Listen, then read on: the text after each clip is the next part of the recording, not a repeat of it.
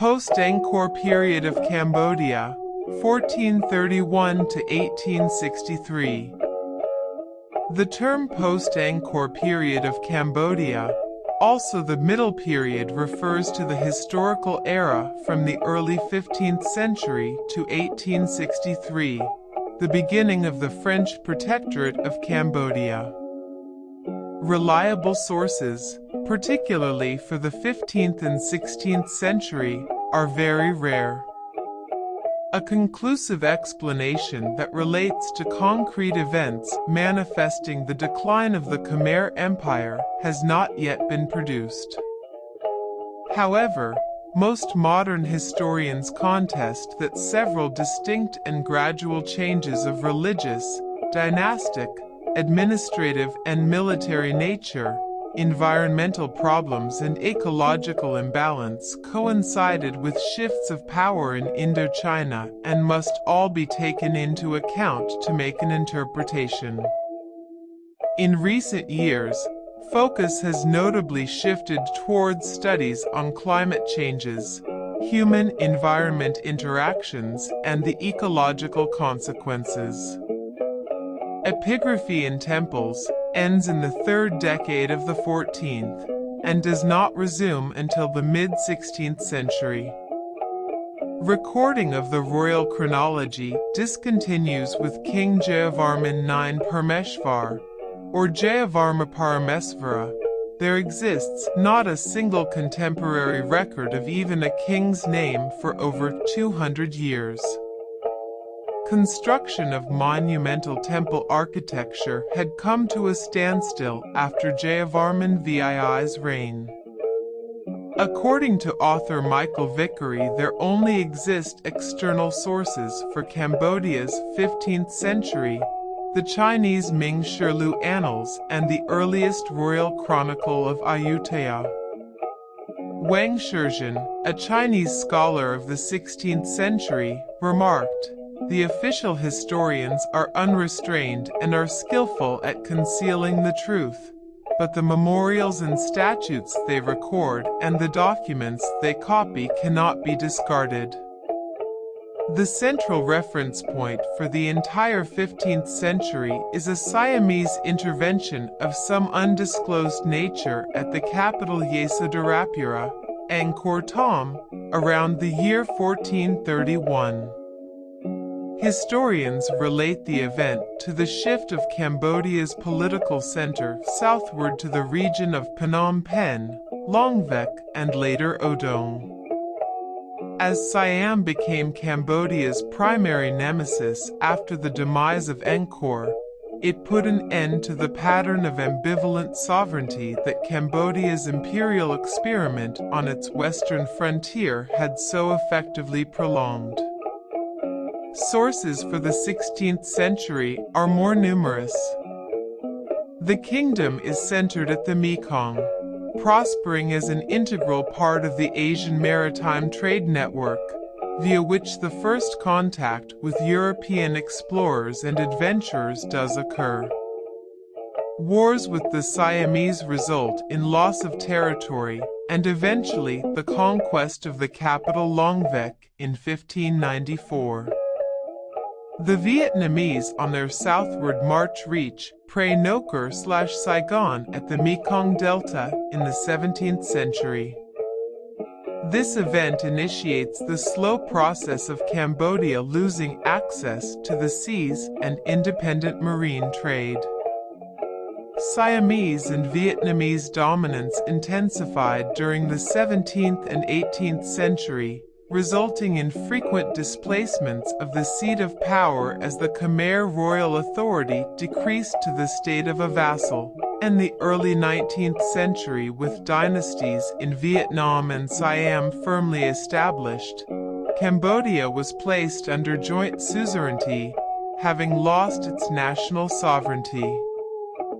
British agent John Crawford states, "The king of that ancient kingdom is ready to throw himself under the protection of any European nation." To save Cambodia from being incorporated into Vietnam and Siam, the Cambodians entreated the aid of the Luzons/Lucos, Filipinos from Luzon, Philippines, that previously participated in the Burmese-Siamese Wars as mercenaries. When the embassy arrived in Luzon, the rulers were now Spaniards, so they asked them for aid too, together with their Latin American troops imported from Mexico, in order to restore the then Christianized king, Setha II, as monarch of Cambodia. This, after a Thai/Siamese invasion was repelled. However, that was only temporary.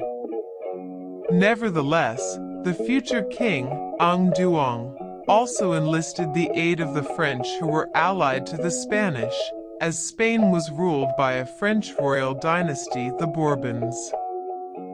The Cambodian king agreed to colonial France's offers of protection in order to restore the existence of the Cambodian monarchy, which took effect with King Norodom Prombererac signing and officially recognizing the French protectorate on August 11, 1863. French colonial period, 1863 to 1953.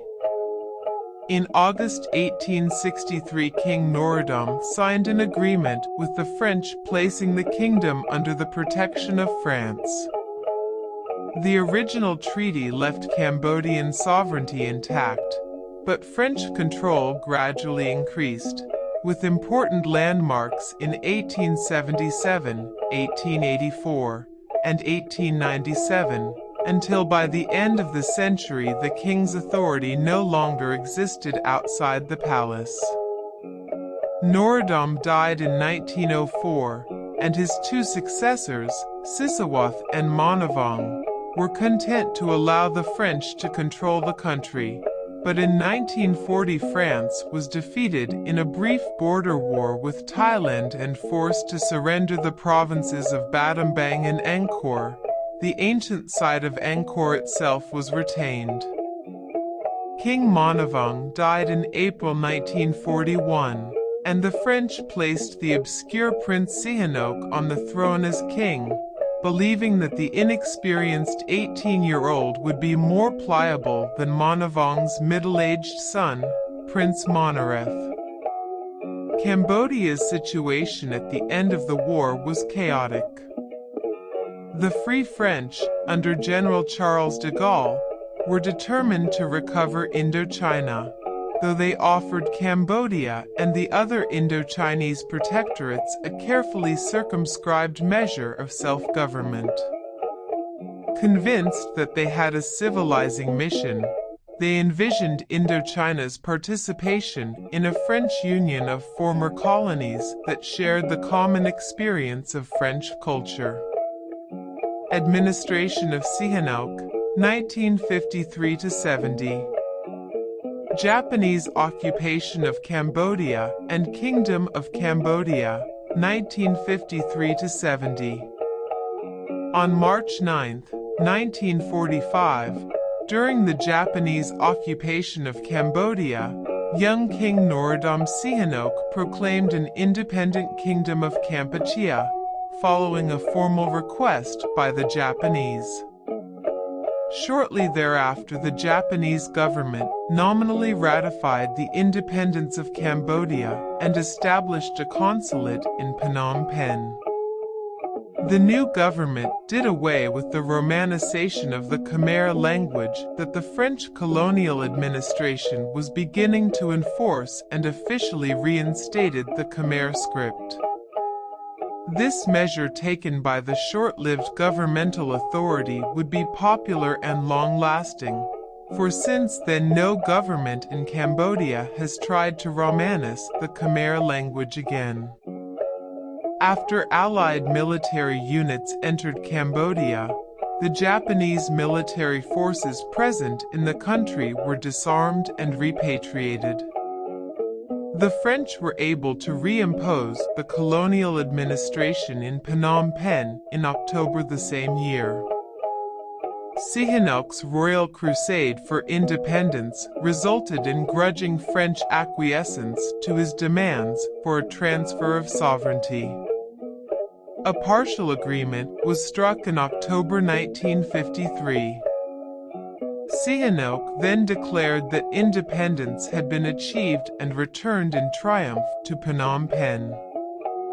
As a result of the Geneva Conference on Indochina, Cambodia was able to bring about the withdrawal of the Viet Minh troops from its territory and to withstand any residual impingement upon its sovereignty by external powers. Neutrality was the central element of Cambodian foreign policy during the 1950s and 1960s. By the mid-1960s, parts of Cambodia's eastern provinces were serving as bases for North Vietnamese Army and National Liberation Front (NVA/NLF) forces operating against South Vietnam, and the port of Sihanoukville was being used to supply them. As NVA/VC activity grew, the United States and South Vietnam became concerned, and in 1969, the United States began a 14-month-long series of bombing raids targeted at NVA/VC elements, contributing to destabilization. The bombing campaign took place no further than 10, and later 20 miles, 32 kilometers, inside the Cambodian border, areas where the Cambodian population had been evicted by the NVA.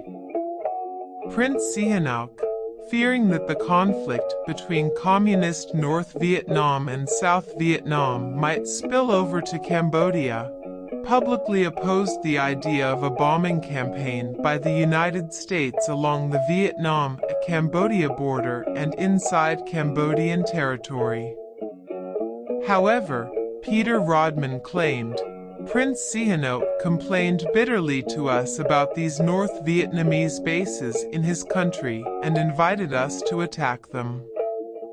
In December 1967, Washington Post journalist Stanley Carno was told by Sihanouk that if the U.S. wanted to bomb the Vietnamese communist sanctuaries, he would not object, unless Cambodians were killed. The same message was conveyed to U.S. President Johnson's emissary Chester Bowles in January 1968. So the U.S. had no real motivation to overthrow Sihanouk. However, Prince Sihanouk wanted Cambodia to stay out of the North Vietnam-South Vietnam conflict and was very critical of the United States government and its allies, the South Vietnamese government. Prince Sihanouk, facing internal struggles of his own, due to the rise of the Khmer Rouge, did not want Cambodia to be involved in the conflict. Sihanouk wanted the United States and its allies, South Vietnam, to keep the war away from the Cambodian border. Sihanouk did not allow the United States to use Cambodian airspace and airports for military purposes. This upset the United States greatly and contributed to their view of Prince Sihanouk as a North Vietnamese sympathizer and a thorn on the United States. However, declassified documents indicate that, as late as March 1970, the Nixon administration was hoping to garner friendly relations with Sihanouk. Throughout the 1960s, domestic Cambodian politics became polarized. Opposition to the government grew within the middle class and leftists, including Paris-educated leaders like Son Sen, Ieng Sari, and Saloth Sar, later known as Pol Pot, who led an insurgency under the clandestine Communist Party of Kampuchea, CPK. Sihanouk called these insurgents the Khmer Rouge, literally the Red Khmer. But the 1966 National Assembly elections showed a significant swing to the right, and General Lon Nol formed a new government, which lasted until 1967. During 1968 and 1969, the insurgency worsened. However, members of the government and army, who resented Sihanouk's ruling style as well as his tilt away from the United States, did have a motivation to overthrow him. Khmer Republic and the War, 1970–75. Cambodian Civil War, Khmer Republic, and Kingdom of Cambodia, 1975–76. While visiting Beijing in 1970, Sihanouk was ousted by a military coup led by Prime Minister General Lon Nol and Prince Sisawath Sirik Matak in the early hours of March 18, 1970. However, as early as March 12, 1970, the CIA station chief told Washington that based on communications from Sirik Matak, Lon Nol's cousin, that the Cambodian army was ready for a coup. Lon Nol assumed power after the military coup and immediately allied Cambodia with the United States. Sun Ngoc Ton, an opponent of Pol Pot, announced his support for the new government. On October 9, the Cambodian monarchy was abolished, and the country was renamed the Khmer Republic. The new regime immediately demanded that the Vietnamese communists leave Cambodia. Hanoi rejected the new republic's request for the withdrawal of NVA troops. In response, the United States moved to provide material assistance to the new government's armed forces, which were engaged against both CPK insurgents and NVA forces. The North Vietnamese and Viet Cong forces, desperate to retain their sanctuaries and supply lines from North Vietnam, immediately launched armed attacks on the new government.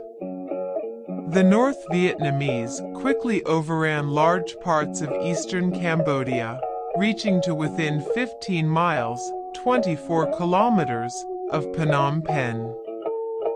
The North Vietnamese turned the newly won territories over to the Khmer Rouge. The king urged his followers to help in overthrowing this government, hastening the onset of civil war. In April 1970, U.S. President Richard Nixon announced to the American public that U.S. and South Vietnamese ground forces had entered Cambodia in a campaign aimed at destroying NVA base areas in Cambodia. See Cambodian incursion. The U.S. had already been bombing Vietnamese positions in Cambodia for well over a year by that point. Although a considerable quantity of equipment was seized or destroyed by U.S. and South Vietnamese forces, containment of North Vietnamese forces proved elusive. The Khmer Republic's leadership was plagued by disunity among its three principal figures: Lon Nol, Sihanouk's cousin Sirik Matak, and National Assembly leader In Tam. Lon Nol remained in power in part because none of the others were prepared to take his place. In 1972, a constitution was adopted, a parliament elected, and Lon Nol became president. But disunity, the problems of transforming a 30,000-man army into a national combat force of more than 200,000 men, and spreading corruption weakened the civilian administration and army. The Khmer Rouge insurgency inside Cambodia continued to grow, aided by supplies and military support from North Vietnam. Pol Pot and Ieng Sari asserted their dominance over the Vietnamese-trained communists, many of whom were purged. At the same time, the Khmer Rouge (CPK) forces became stronger and more independent of their Vietnamese patrons.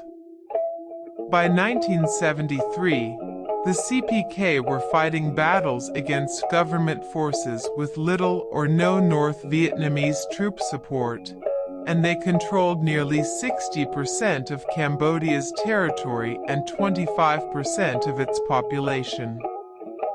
The government made 3 unsuccessful attempts to enter into negotiations with the insurgents, but by 1974, the CPK was operating openly as divisions, and some of the NVA combat forces had moved into South Vietnam. Lon Nol's control was reduced to small enclaves around the cities and main transportation routes. More than 2 million refugees from the war lived in Phnom Penh and other cities. On New Year's Day 1975, Communist troops launched an offensive which, in 117 days of the hardest fighting of the war, caused the collapse of the Khmer Republic. Simultaneous attacks around the perimeter of Phnom Penh pinned down Republican forces, while other CPK units overran fire bases controlling the vital lower Mekong resupply route. A U.S.-funded airlift of ammunition and rice ended when Congress refused additional aid for Cambodia. The Lon Nol government in Phnom Penh surrendered on April 17, 1975, just 5 days after the U.S. mission evacuated Cambodia. Foreign involvement in the rise of the Khmer Rouge. Cambodian campaign, allegations of United States support for the Khmer Rouge, Operation Menu, and Operation Freedom Deal. The relationship between the massive carpet bombing of Cambodia by the United States and the growth of the Khmer Rouge, in terms of recruitment and popular support, has been a matter of interest to historians. Some historians, including Michael Ignatieff, Adam Jones, and Greg Grandin, have cited the United States intervention and bombing campaign, spanning 1965 to 1973, as a significant factor which led to increased support for the Khmer Rouge among the Cambodian peasantry. According to Ben Kiernan, the Khmer Rouge would not have won power without U.S. economic and military destabilization of Cambodia. It used the bombing's devastation and massacre of civilians as recruitment propaganda and as an excuse for its brutal, radical policies and its purge of moderate communists and Sihanoukists. Pol Pot biographer David P. Chandler writes that the bombing had the effect the Americans wanted. It broke the communist encirclement of Phnom Penh, but it also accelerated the collapse of rural society and increased social polarization. Peter Rodman and Michael Lind claimed that the United States intervention saved the Lon Nol regime from collapse in 1970 and 1973. Craig Etchison acknowledged that U.S. intervention increased recruitment for the Khmer Rouge, but disputed that it was a primary cause of the Khmer Rouge victory. William Shawcross wrote that the United States bombing and ground incursion plunged Cambodia into the chaos that Sihanouk had worked for years to avoid. By 1973, Vietnamese support of the Khmer Rouge had largely disappeared. China armed and trained the Khmer Rouge both during the Civil War and the years afterward. Owing to Chinese, U.S., and Western support, the Khmer Rouge-dominated coalition government of Democratic Kampuchea, CGDK, held Cambodia's UN seat until 1993, long after the Cold War had ended. China has defended its ties with the Khmer Rouge. Chinese Foreign Ministry spokeswoman Jiang Yu said that the government of Democratic Kampuchea had a legal seat at the United Nations and had established broad foreign relations with more than 70 countries.